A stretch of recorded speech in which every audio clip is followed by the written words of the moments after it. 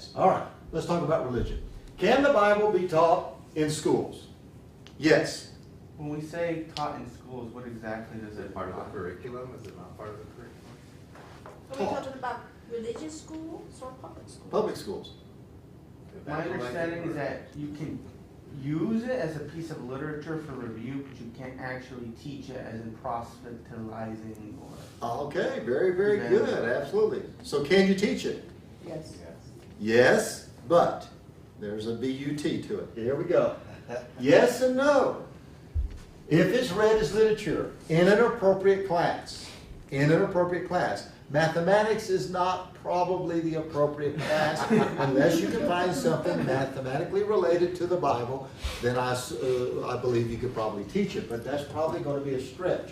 Okay, and it has to be history or comparative religion as it's taught. You're going to teach the history of the Bible as associated with what happened, because in the Bible there's a lot of history, and it actually occurred. It actually occurred. So you can teach that as history. Or if you're going to compare it to other forms of religion, you can do that. The Bible cannot be taught as a class unless the course has an adopted curriculum that does not favor nor degrade any specific religion. So in other words, you've got to be religious neutral, and you can't stand up there and say, this is the Holy Bible, this is what the Christian faith is based upon, and if you don't believe this, you're damned to hell. Okay? You suddenly, whether you believe that or not, making that statement, you suddenly moved from being religious neutral to proselytizing, to evangelizing. Does that make sense? So you have to be very, very careful about staying religious what?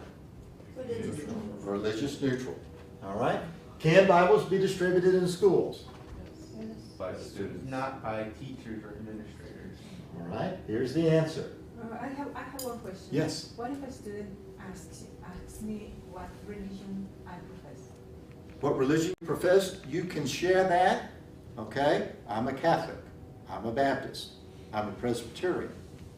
I'm a Methodist. Whatever. You can certainly share that.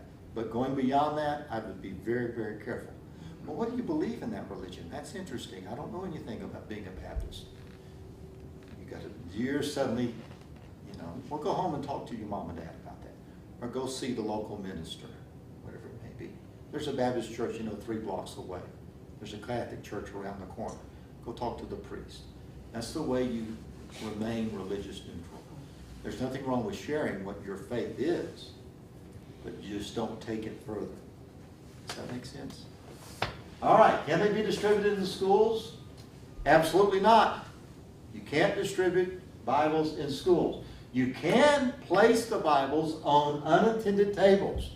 So you have a milling area, you have an entryway, you have a cafeteria. You can put the Bible on the table there. Gideons, the Gideons that bring and distribute the New Testament, they are welcome to bring them. They can place them on that table. But here's the catch, and this is the reason I suspect you will not find a table set up at your school with Bibles on it.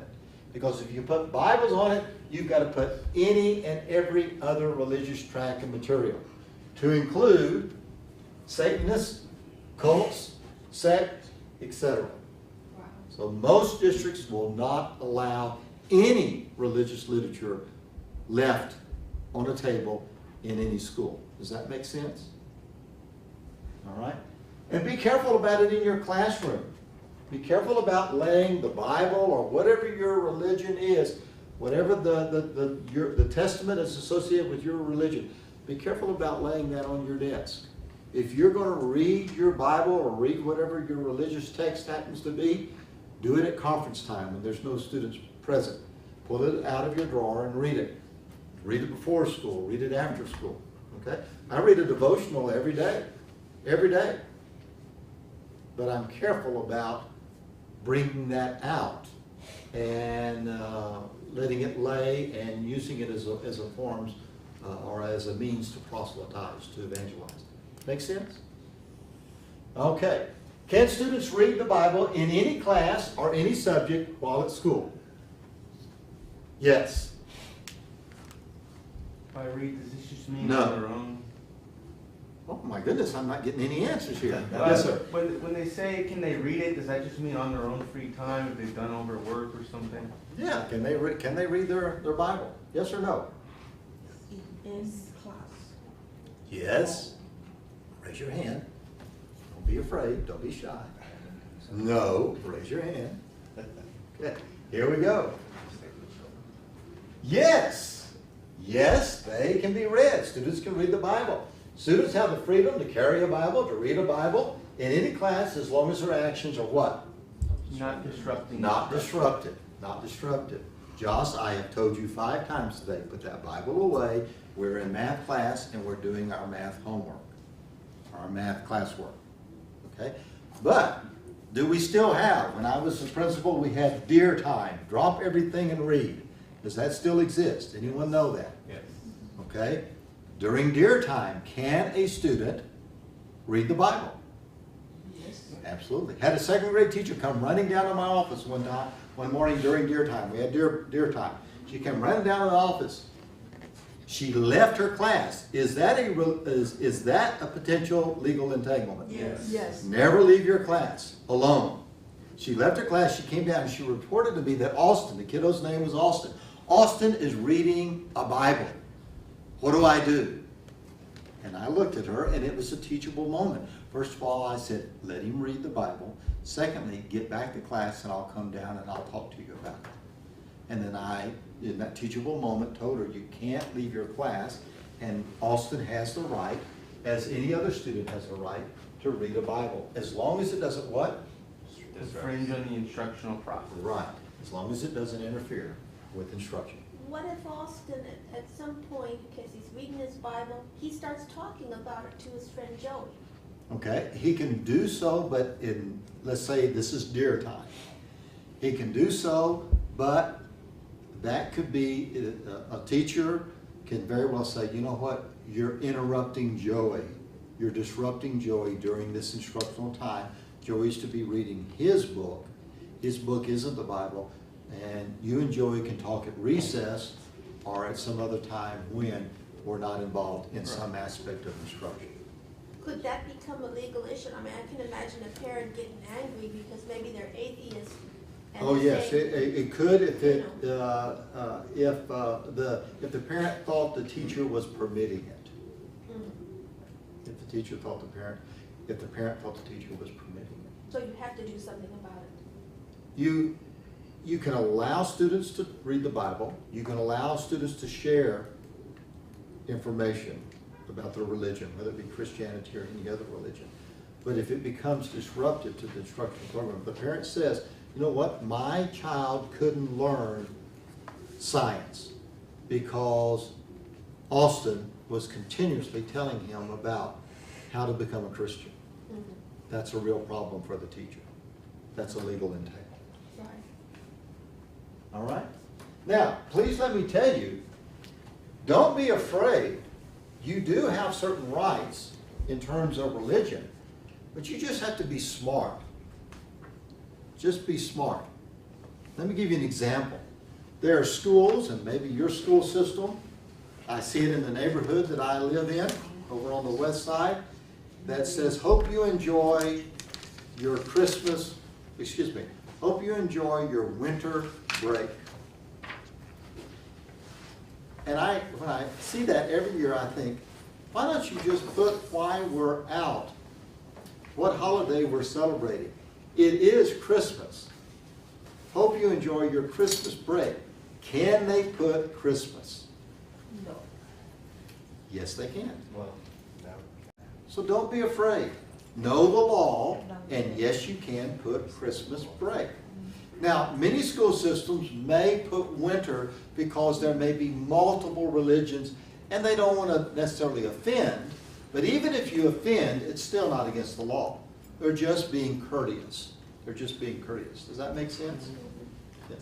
I think my understanding is that the district, however, makes the calendar, calls it winter break, so it's more of a district decision. Yeah, it's a district Not a decision. campus Yeah, decision. typically it's not a campus decision. Yeah. All right. All right. Here we go. More religion. Can students pray while at school? Yes. No.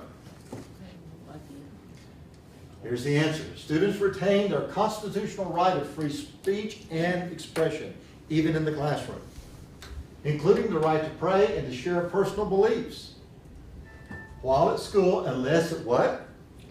Interferes with Interferes with the instruction. instructional program. There's the catch. There's the catch. And I love this one. Is that gonna come up a lot, as long as it doesn't interfere instructional? Yes. Yeah. And you remember the bumper sticker, as long as there's star, what? There will be prayer in school. Absolutely.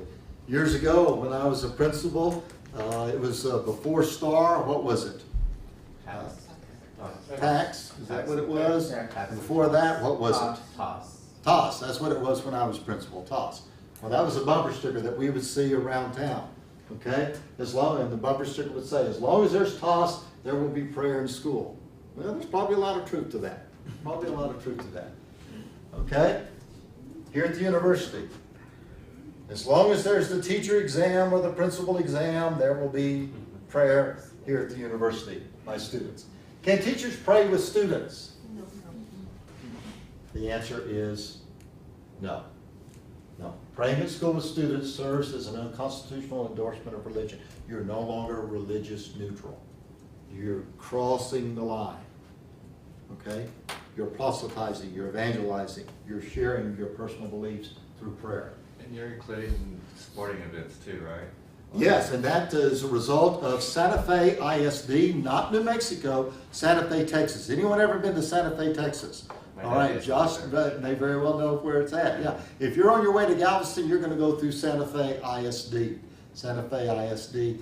And that's where that rule came. It was in the 90s.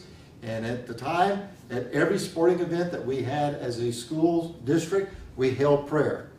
The first thing that was held was the Pledge of Allegiance, and you could hear it at stadiums. If you're within the sound of my voice, please stand for the Pledge of Allegiance and the national anthem, okay? Then, would you remain standing for prayer? And then there was a prayer.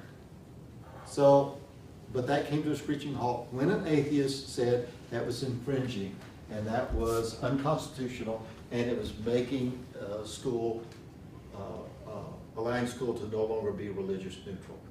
Okay? So no praying at school. Teachers can't, educators can't, and teachers in the law means every educator.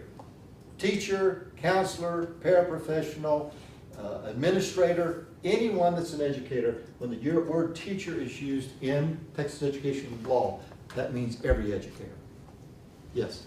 Are religious clubs allowed in public schools? They are, absolutely. There are, somebody help me with some of the clubs. My son belonged to one of them at Franklin High School. Christ. What? Youth for Christ. Youth for Christ. Youth for Christ, and there's other ones I can't, I But can't. it's students leading the prayer, it's not. the Yeah, teacher. everything is student-led. There's a sponsor. There's a teacher sponsor. And the teacher sponsor usually sits in the back and lets the students run the show. You know, maybe of guidance in terms of, you know what, Ricardo, you did an exceptional job today, but you went a little bit longer. Allow someone else to speak as well. They can give that kind of guidance. Can I include the birth of Christ in my Christmas program? Yes. No. All right, here we go. What if it's a chair at the table? No. To do so, you are advancing religion. You are no longer being what? Religious what? Neutral. Being religious neutral. All right? All right. Can a school prohibit you from wearing distinctively religious clothing? Can they say, you can't wear that shirt that says something religious? Yes. No. Here we go. Probably so, if it advances religion. If it advances religion. So I have a beautiful tie that my wife gave me years ago. I have never worn it to work here at UTEP. And on that tie, it's pretty. It's a very colorful tie.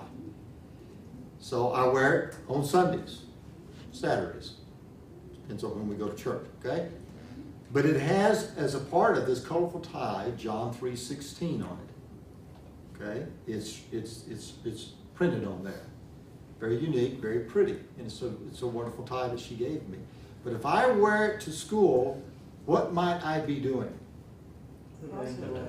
I might be evangelizing. You know, the verse, for God so loved the world, and gave his only begotten son, that verse, I could very well, just wearing that, be evangelizing. I'm not saying a word, but am I sharing my belief? Yeah. Okay?